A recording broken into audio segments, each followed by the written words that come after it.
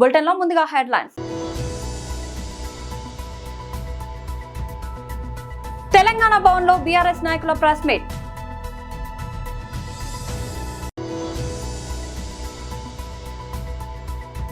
వైఎస్ఆర్సీపీ మహిళా విభాగం రాష్ట్ర అధ్యక్షురాలు MLC Varudu Kalyani press meet. BJP రాష్ట్ర అధ్యక్షుడు శ్రీ ఎన్ రామచంద్రరావు సమక్షంలో ప్రముఖ న్యాయవాదులు మరియు నిపుణులు బీజేపీలో చేరారు.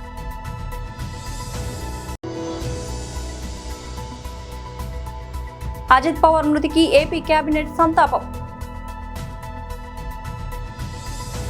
తెలంగాణ భవన్లో బీఆర్ఎస్ నాయకుల ప్రెస్ మీట్.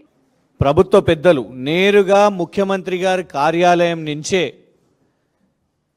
ఏ విధంగా అయితే గతంలో రేవంత్ రెడ్డి గారికి ఒక ఎక్స్పర్టీస్ ఉంది, గుర్తుంటే వారి సొంత నాయకులు ఉత్తమ్ కుమార్ రెడ్డి గారి మీద సోషల్ మీడియాలో అటాక్ చేపించడానికి సపరేట్గా ఒక టీం పెట్టి ఉత్తమ్ కుమార్ రెడ్డి గారిని సోషల్ మీడియాలో ఇష్టం వచ్చినట్టు తిట్టిపిస్తూ దుష్ప్రచారాలు చేసిర్రో అదే బుద్ధిని ఇవాళ ముఖ్యమంత్రి కార్యాలయం నుంచి అదే తరహాలో నడిపిస్తున్నారు.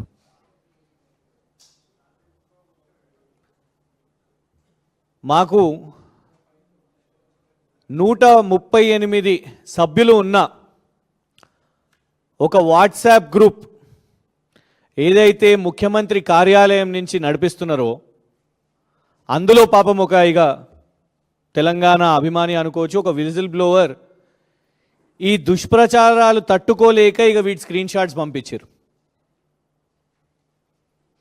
ఎంత దారుణం అంటే ఇన్ని రోజులు అందరూ కూడా ఒకటే ప్రశ్న, ఈ విచారణ ఆ విచారణ, ఫార్ములా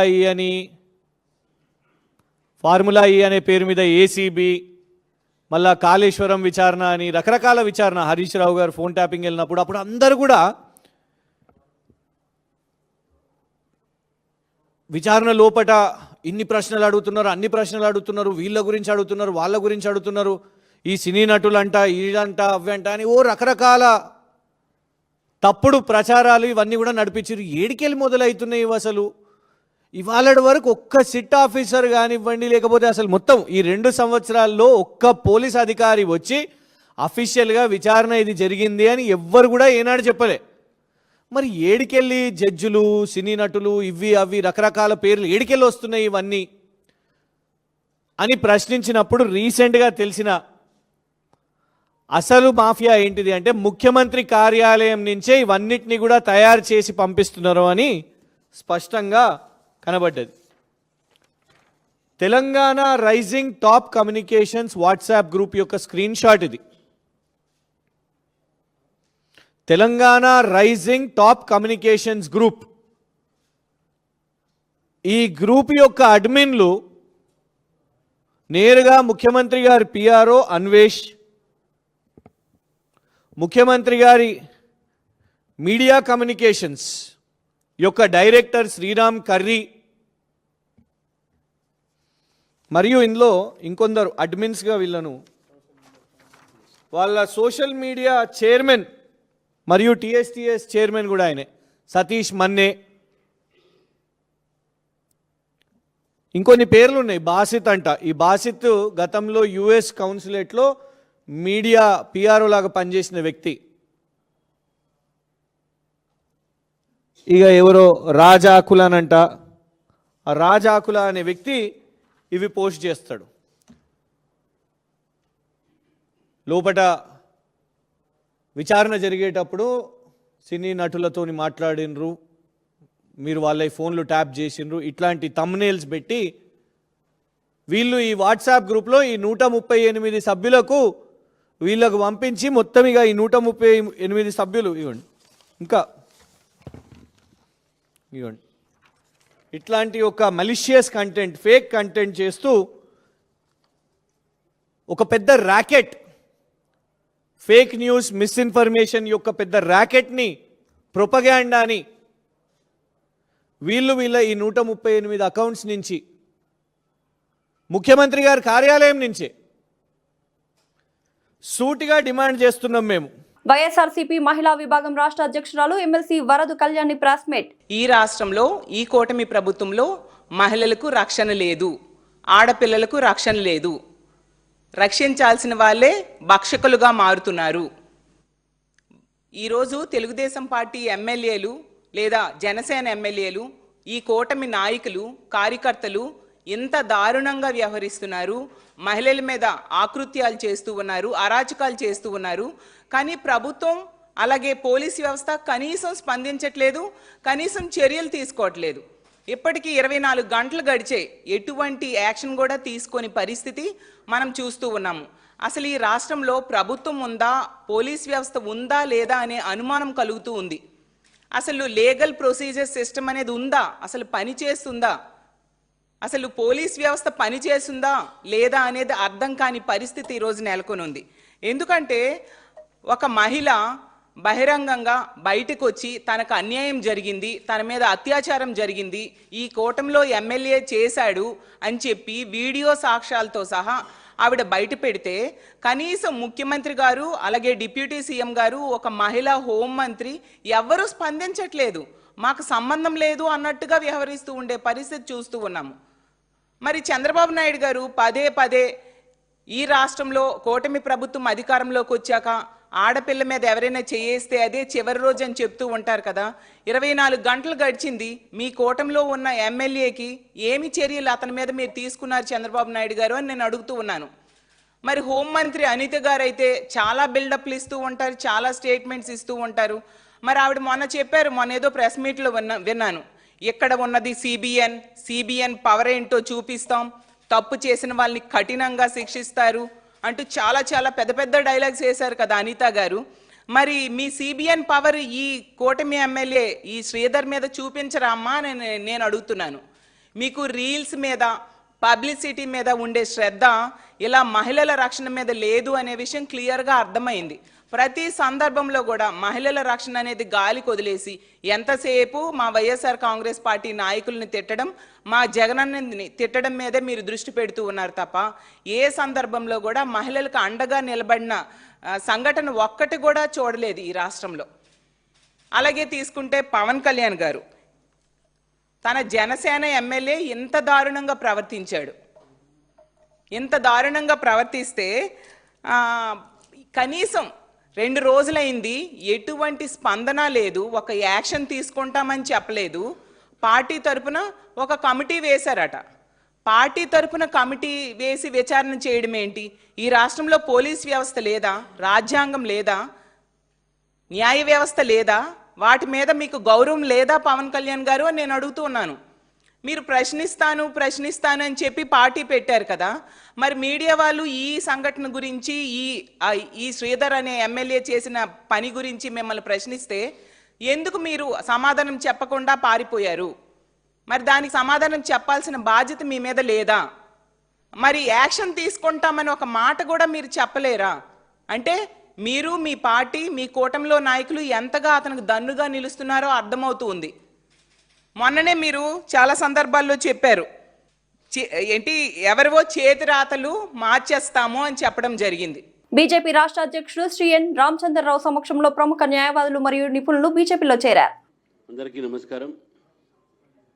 ఈరోజు చాలా సంతోషం, భారతీయ జనతా పార్టీలో చాలా పెద్ద ఎత్తున యువ న్యాయవాదులు, సీనియర్ న్యాయవాదులు, అదేవిధంగా వారి బంధుమిత్రులు అందరూ కూడా భారతీయ జనతా పార్టీలో చేరాలని నిర్ణయం తీసుకున్నారు.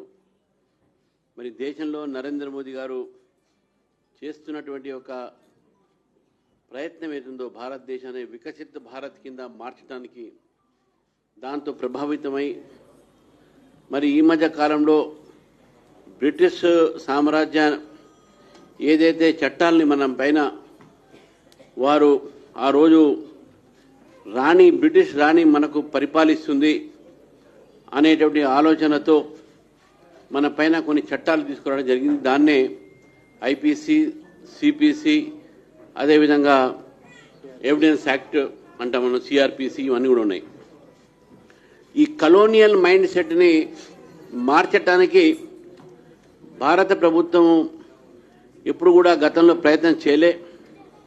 ఈ కలోనియల్ చట్టాల్ని ఈ మొత్తం కూడా మార్చి భారతీయ ఒక పద్ధతి ప్రకారం మనకు చట్టాలు ఉండాలి. ఎప్పుడో 1857 తర్వాత నిర్మించినటువంటి ఒక చట్టాలు మార్చుకున్నటువంటి ఒక బ్రిటిష్ సామ్రాజ్యాన్ని తీసుకొచ్చి చట్టాలని మన మీద ఇంకా వాడుతున్న సమయంలో భారతీయ న్యాయ సంహిత, సాక్ష్య అధినియం ఇవన్నీ కూడా కొన్ని మార్చుకోవడం, దాంతో అడ్వకేట్స్ అందరూ కూడా దాన్ని స్వాగతించడం, సమాజం దాన్ని స్వాగతించడం జరిగింది. మరియు దాంతో అడ్వకేట్లు కూడా చాలామందికి ఉన్నారు కాబట్టి ఈరోజు న్యాయ వ్యవస్థలో కూడా పెండింగ్ ఏవైతే జడ్జెస్ ఉన్నాయో లిస్టులు దాదాపు ఇంత వేగంగా బహుశా గతంలో ఏ ప్రభుత్వం కూడా నియమించలేదు. జడ్జెస్ ఒక ఏవైతే అపాయింట్మెంట్స్ అయితే ఉన్నాయో అందులో కూడా ఎక్కడ కూడా డిలే చేయకుండా ఖాళీ ఉన్న జడ్జెస్ మొత్తం నింపుతూ ఈరోజు ఒక నిర్ణయం మోదీ గారి ప్రభుత్వం తీసుకోవడం జరిగింది. అందుకే ఈరోజు న్యాయవాదులు భారతీయ జనతా పార్టీపై ఆకర్షించాయి. ఈరోజు మనకు ఇక్కడ రావడం జరుగుతుంది. మొన్ననే తెలంగాణలో కూడా దాదాపు 150 మంది యువ అడ్వకేట్లకు, ముఖ్యంగా సీనియర్ అడ్వకేట్లకు ఉన్న దాంట్లో కానీ యువతకి ఎక్కువ ప్రాధాన్యం ఇచ్చి భారత ప్రభుత్వం ఒక కేసులు కొట్టడానికి స్టాండింగ్ కౌన్సిల్గా కూడా నియమించడం జరిగింది. ఇవన్నీ కూడా నరేంద్ర మోదీ గారు ఇచ్చే అవకాశం. వెనకబడినటువంటి తరగతులకు, చాలా వివక్షతకు గురైనటువంటి ఒక వర్గాలకు భారతీయ జనతా పార్టీ ప్రభుత్వం కేంద్రంలో అనేక అవకాశాలు ఇస్తా ఉన్నది.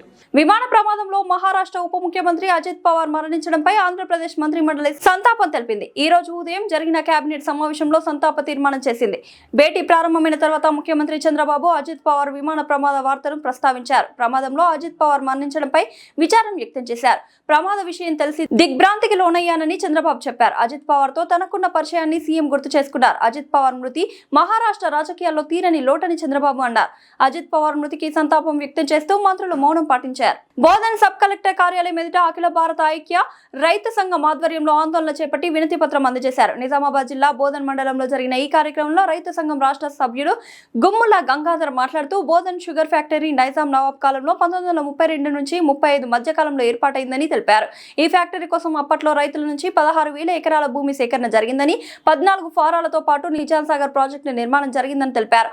ఆసియా ఖండంలో 2వ అతిపెద్ద షుగర్ ఫ్యాక్టరీగా గుర్తింపు పొందిన ఈ పరిశ్రమ వేలాది రైతులకు, కార్మికులకు ఉపాధి కల్పించిందని పేర్కొన్నారు. ప్రైవేటీకరణ కుట్రలతో 2015లో లే ఆఫ్ ప్రకటించి ఫ్యాక్టరీని నిర్వీర్యం చేశారని విమర్శించారు. కాంగ్రెస్ ప్రభుత్వం హామీ ఇచ్చినా ఇప్పటి వరకు చర్యలు లేవని ఆవేదన వ్యక్తం చేస్తూ రాష్ట్ర ప్రభుత్వం తగిన బడ్జెట్ కేటాయించి బోధన్ షుగర్ ఫ్యాక్టరీ పునర్నిర్మాణం చేయాలని రైతు సంఘం డిమాండ్ చేసింది. అప్పటి నుంచి ఈ బోధన్ ఫ్యాక్టరీ రైతులకు, కార్మికులకు అండగా నిలిచింది. ఈ ఫ్యాక్టరీ నిర్మాణం కోసానికి 16,000 ఎకరాల భూమిని ఈ బోధన్ డివిజన్ పరిధిలో సేకరించడం జరిగింది. ఈ ఫ్యాక్టరీకి నిర్మాణం కోసానికి, నీటి కోసానికి నైజాం సర్కారు నిజాం సాగర్ ప్రాజెక్టును ఏర్పాటు చేయడం జరిగింది. ఈ ఫ్యాక్టరీతోటి కార్మికులకు, అనేక మంది వేలాది మంది కార్మికులకు తోడ్పాటు ఆసరైంది, ఉద్యోగాలు వచ్చినాయి. అట్లాగే ఇక్కడ ఉన్న రైతాంగానికి సుగా అనేక మంది వేలాది మంది ఇక్కడ రైతులు పంటలు పండించి బోధన్ ఫ్యాక్టరీకి సప్లై చేయడం జరిగింది. ఈ ఫ్యాక్టరీ ప్రైవేట్ పరం చేయాలని అప్పుడున్న గవర్నమెంట్లో, టీడీపీ గవర్నమెంటు మన 49% మన ప్రైవేట్ వ్యక్తులకు, 51% ప్రభుత్వం పరిధికి గోకరాజు, గంగరాజు అనే వ్యక్తులకు అప్పచెప్పడం జరిగింది. ఈ ఫ్యాక్టరీ రాను రాను రాజుగుర్రం గాడి అయినట్ల 1915 సంవత్సరంలో కార్మికులకు తెలియకుండానే లే ఆఫ్ ప్రకటించడం జరిగింది. ఈ లే ఆఫ్ని ఎత్తివేయాలని బోధన్ పట్టణంలో అనేక పోరాటాలు, దీక్షలు, తర్వాత రస్తారోకోలు, బందులు పాటించినప్పటికీ అప్పుడున్న టీఆర్ఎస్ గవర్నమెంటు 10 సంవత్సరాలు ప్రభుత్వంలో ఉన్నా ఇది లే ఆఫ్ను ఎత్తివేయలేదు. ఆ తర్వాత కాంగ్రెస్ గవర్నమెంటు మేము అధికారంలోకి రాగానే ఖచ్చితంగా బోధన్ ఫ్యాక్టరీని మేము దీన్ని పునర్నిర్మాణం తీసుకొస్తామని రేవంత్ రెడ్డి ఇక్కడున్న శాసనసభ్యులుగా వాగ్దానం చేయడం జరిగింది. అయ్యా మీరు సభలు సమావేశాలకే పరిమితం చేశారు. 2 సంవత్సరాలు గడుస్తున్నది. ఇది బోధన్ పట్టణ ప్రజలకు కానీ, తర్వాత వ్యాపారస్తులకు కానీ, ఇక్కడ ఉన్న రైతులకు కానీ, కార్మికులకు కానీ ఎంతో మేలు జరుగుతుంది.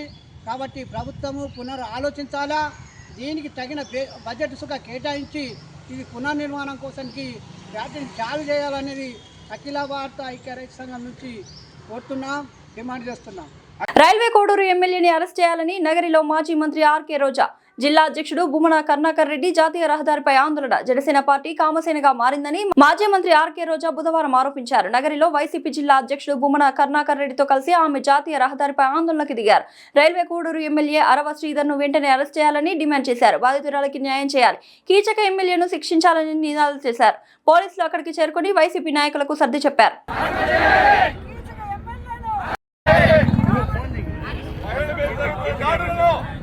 అరికట్టాలి, మహిళల మీద జరుగుతున్న దాడులను అరికట్టాలి, మహిళల మీద జరుగుతున్న దాడులను అరికట్టాలి, మహిళల మీద జరుగుతున్న దాడులను అరికట్టాలి. బాధితురాలికి న్యాయం చేయాలి, బాధితురాలికి న్యాయం చేయాలి, బాధితురాలికి న్యాయం చేయాలి. కీచక ఎమ్మెల్యేను అరెస్ట్ చేయాలి, కీచక ఎమ్మెల్యేను అరెస్ట్ చేయాలి, కీచక ఎమ్మెల్యేను అరెస్ట్ చేయాలి, కీచక ఎమ్మెల్యేను అరెస్ట్ చేయాలి. ఇది జనసేన కాదు, కామసేన, ఇది జనసేన కాదు, కామసేన.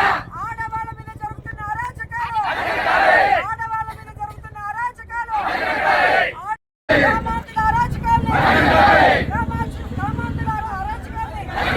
గ్రామాంతర అరాచకాల్ని ఇది జనసేన కాదు, ఇది జనసేన కాదు, ఇది జనసేన కాదు, ఇది జనసేన. కీచక ఎమ్మెల్యేను కీచక ఎమ్మెల్యేను కీచక ఎమ్మెల్యేను కీచక ఎమ్మెల్యేను చెప్పండి. బాలీవుడ్ బ్యూటీ జాన్వీ కపూర్ తీసుకున్న ఒక్క నిర్ణయం ఇండస్ట్రీని షాక్ కి గురి చేస్తోంది. తనను ఇండస్ట్రీకి పరిచయం చేసి వెన్నంటి నిలిచిన స్టార్ ప్రొడ్యూసర్ కరణ్ జోహార్ కు ఆమె షాక్ ఇచ్చింది. ఆయనకు చెందిన ధర్మా ప్రొడక్షన్స్ టాలెంట్ మేనేజ్మెంట్ నుంచి బయటకు వచ్చేసింది. ఇకపై సొంతంగా తన కెరీర్ నిర్ణయాలు తీసుకుంటానని జాన్వీ ఫిక్స్ అయింది. ఇన్నాళ్ళు ఏ సినిమా చేయాలి, ఏ బ్రాండ్ ప్రచారం చేయాలి అన్నదంతా కరణ్ జోహార్ కనుసన్నలను జరిగేది. దీంతో ఆమెపై నెపోకిట్ ముద్ర బలంగా పడింది. ఆ విమర్శల నుంచి బయటపడడానికి జాన్వీ ఇప్పుడు కలెక్టివ్ ఆర్టిస్ట్ నెట్వర్క్ అనే కొత్త సంస్థతో ఒప్పందం కుదుర్చుకుంది. తల్లి శ్రీదేవిలాగే స్వాతంత్ర నిర్ణయాలు తీసుకుని స్టార్డమ్ సంపాదించాలని ఆమె గట్టిగా నిర్ణయించుకుంది. ప్రస్తుతం జాన్వీ ఫోకస్ మొత్తం సౌత్ సినిమాలపైనే ఉంది. దేవరాతో భారీ విజయం సాధించిన ఆమె ఇప్పుడు గ్లోబల్ స్టార్ రామ్ చరణ్ సరసన పెద్దిలో నటిస్తోంది. అంతేకాదు అల్లు అర్జున్ అట్లీ కాంబినేషన్ లో రాబోయే భారీ ప్రాజెక్ట్ లోనూ జాన్వీ పేరు దాదాపు ఖరారైనట్లు సమాచారం. బాలీవుడ్ మేనేజ్మెంట్ కు గుడ్ బై చెప్పి సౌత్ ఫ్యాన్స్ ఇండియా ప్రాజెక్టులతో కెరీర్ గ్యాప్ లేకుండా నెక్స్ట్ లెవెల్ కు తీసుకెళ్లాలని జాన్వీ వేస్తున్న స్కెచ్ చూసి ఇండస్ట్రీలో అంతా షాక్ అవుతుంది. బులెటిన్ ముగించే ముందు హెడ్లైన్స్ మరోసారి. తెలంగాణ భవన్ లో బీఆర్ఎస్ నాయకుల ప్రెస్ మీట్.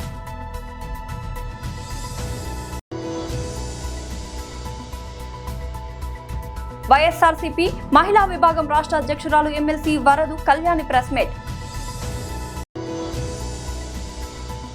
బీజేపీ రాష్ట్ర అధ్యక్షుడు శ్రీ ఎన్ రామచంద్రరావు సమక్షంలో ప్రముఖ న్యాయవాదులు మరియు నిపుణులు బీజేపీలో చేరారు.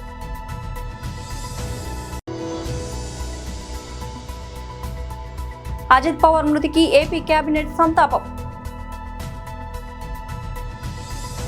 ఇది వాళ్ళ బులెటిన్ అప్డేట్. మరొక బులెటిన్ లో మళ్ళీ కలుద్దాం. అంతవరకు సెలవు.